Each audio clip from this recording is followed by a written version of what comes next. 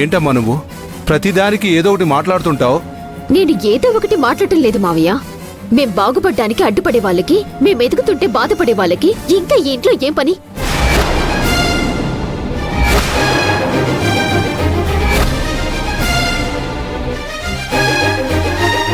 ఎక్కడికొస్తున్నారు?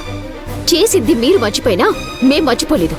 ఇంత చేసిన తర్వాత ఈ ఇంటికి రావటానికి మీకైనా సిగ్గుండాలి, రానివ్వటానికి మాకైనా సిగ్గుండాలి.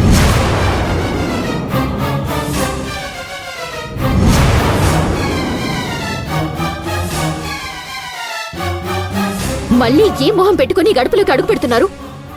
ఏం మాట్లాడుతున్నావే? నా కొడుకుని ఇష్టం వచ్చినట్టు మాట్లాడితే మాత్రం మర్యాదగా ఉండదు నీకు. నేనేమీ మీ కొడుకుననటం లేదు అత్తయ్య గారు. మా బావకి ద్రోహం చేసిన వాళ్ళ గురించి మాట్లాడుతున్నాను. మా బావ ఎదగటానికి అడ్డుపడిన వాళ్ళ గురించి మాట్లాడుతున్నాను.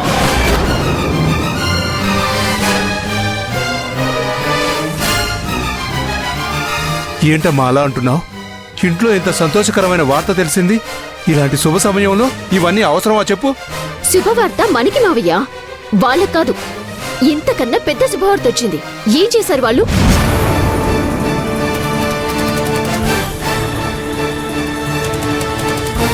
ఆ రుద్రాణి వాళ్ళు అంత పెద్ద ఆఫర్ ఇచ్చారు. మన ఆస్తి మనకొస్తుంది, మన డబ్బు మనకొస్తుంది, కలిసి అంతకు ముందులా అందరం ఆనందంగా ఉండొచ్చని చెప్తే వీళ్ళు ఒప్పుకున్నారా?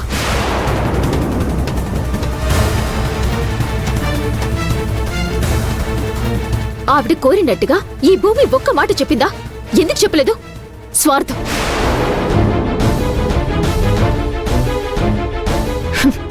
మనం ఎక్కడ బాగుపడిపోతామేమోనని స్వార్థం. మనసు నిండా కుళ్ళు పెట్టుకుని పైకి మాత్రం ఇదిగో ఇలా ప్రేమగా ఉన్నట్టు నాటకాలాడుతున్నారు. వీళ్ళ ప్రేమలంతా మన మీద కాదు, ఈ ఆస్తి మీద.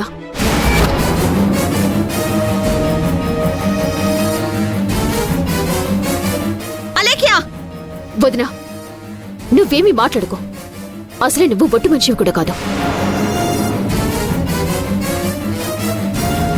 అక్క గర్భవతిని తెలిసొచ్చాము. మిగిలిన విషయాల గురించి మాట్లాడుకోవాలంటే తర్వాత మాట్లాడుకుందాం. ముందు అక్కను చూడండివ్వండి.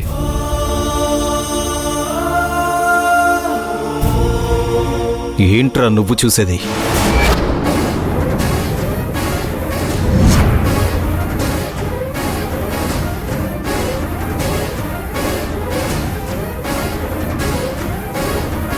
ఇంకా ఏం చూడాలి నువ్వు?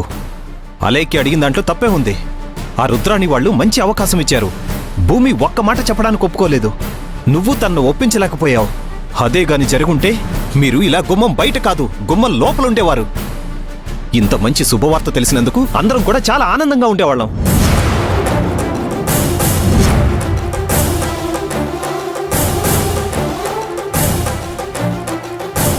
రే, ఏంట్రా నువ్వు కూడా ఇలా మాట్లాడతావు? ఇంకా ఎలా మాట్లాడాలమ్మా?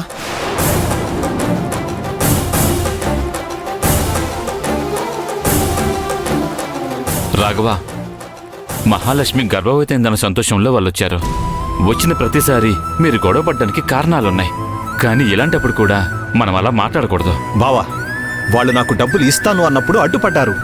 ఆ రుద్రాని వాళ్ళకి రావాల్సిన డబ్బులు రానివ్వకుండా అడ్డుపడి వాళ్ళు ఈ ఇంటి మీదకొచ్చి గొడవ పడేలా చేశారు. ఇన్ని చేసిన వాళ్ళు మాత్రం మీ అందరికీ మంచిగా కనిపిస్తున్నారు. నేను అలేఖ్య మాత్రం మీకు చెడుగా కనిపిస్తున్నామా?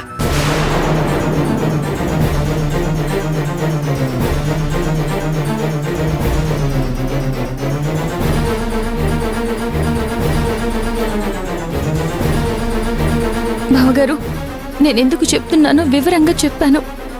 ఊళ్ళో నలుగురికి మంచి చెప్పే మీరు కూడా అది అర్థం చేసుకోలేకపోతే నేనేమీ చేయలేను. నలుగురితో పాటు మన గురించి కూడా ఆలోచించుకోవాలనే ఆలోచన మీకు లేదు. మీ గురించి మీరే ఆలోచించుకుంటారు, మీరే బాగుండాలని చూస్తారు. అది నాకు బాగా అర్థమైంది. సరే అన్నయ్య, అక్కను ఒక్కసారి పలకరించి వెళ్ళిపోతాను. ఎవరా నీకు అక్క?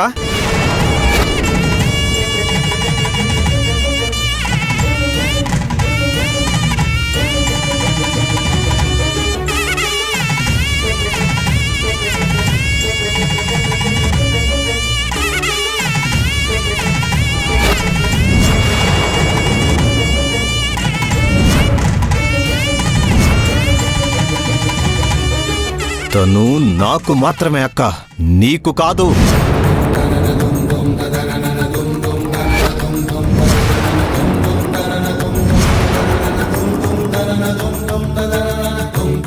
అంత ప్రేమ ఉన్నవాడివి అక్క మాట విన్నావా, నా మాట విన్నావా, అమ్మ మాట విన్నావా, నాన్న మాట విన్నావా? ఎవరి మాట విన్నావరా నువ్వు? నిజంగా నీకు అక్క మీద ప్రేమే ఉంటే ఆస్తి తిరిగి వస్తుంది, డబ్బు వస్తుంది అని చెప్పినప్పుడే నీ భార్యకు నువ్వు సర్ది చెప్పుకుని ఉండుండేవాడివి. నా కుటుంబం బాగుపడుతుంది, మళ్ళీ మనందరం కలిసి ఉంటామని నచ్చజెప్పుండేవాడివి. అవేమీ చేయకుండా వచ్చే ఆస్తి రాకుండా చేసింది చాలక మళ్ళీ ఇప్పుడొచ్చి అక్క మీద ప్రేమతో వచ్చానని కబుర్లు చెప్తున్నావా?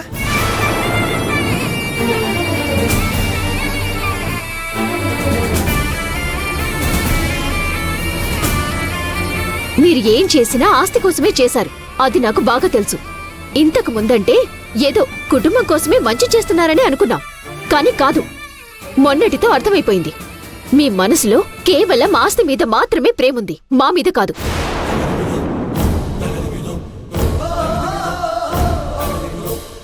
రే రాఘవ, వాడిని రానివ్వరా. ఎందుకురా వాడిని అలా అంటావు? వాడేం చేసినా మన మంచి కోసమే చేస్తాడ్రా. నువ్వు అమాయకురాలువక్క. అందుకే వాడు ఏం చేసినా కూడా నీకు మంచిగానే కనిపిస్తుంది. నేను మాట్లాడేది మాత్రం మీకు చెడ్డగా కనిపిస్తాయి. అన్నయ్య, నీ కోపం ఉంటే కొట్టు తిట్టు, అంతేకాని అక్కని చూడొద్దని చెప్పొద్దన్నయ్య.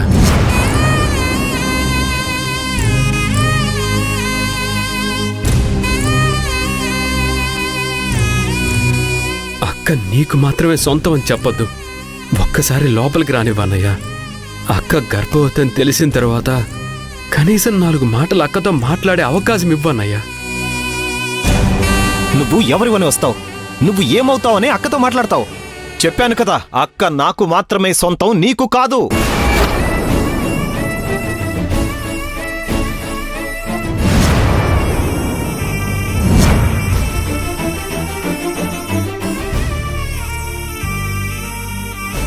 ఇప్పుడు కాదు, ఎప్పటికీ ఏమీ కాదు. మొన్నటిదాకా ఈ కుటుంబంతో కొద్దో గొప్ప సంబంధం ఉండేది, అది కూడా తెగిపోయింది.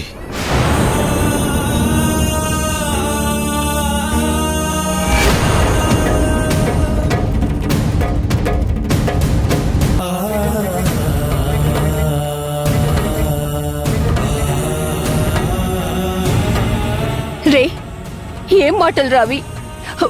వాడిని తమ్ముడ్రా. కాదమ్మా, నా తమ్ముడు ఇలా ఉండేవాడు కాదు. నా తమ్ముడు ఇలాంటి పనులు చేసేవాడు కాదు. నా మాట కాదని జీవితంలో ఏనాడు ఏ పని చేయలేదు.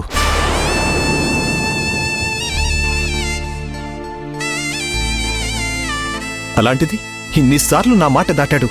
నేను బ్రతిమలాడినా కూడా వినలేదు, అక్క చెప్పినా వినలేదు. ఇంకా వీడి నా తమ్ముడేంటమ్మా? అలాంటి తమ్ముడు నాకు అవసరం లేదు. నాకు ఏమీ కానివాడు ఈ ఇంటికి కూడా అవసరం లేదు. వెళ్ళిపోమని చెప్పు. రే,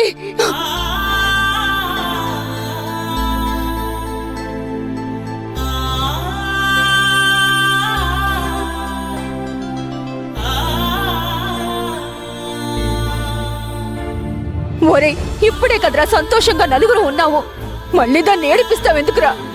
నేను ఏడిపించట్లేదమ్మా. అదిగో వాడు ఏడిపిస్తున్నాడు. ఎవరు రమ్మన్నారు వాణ్ణి? నేనేమన్నా రమ్మని చెప్పానా?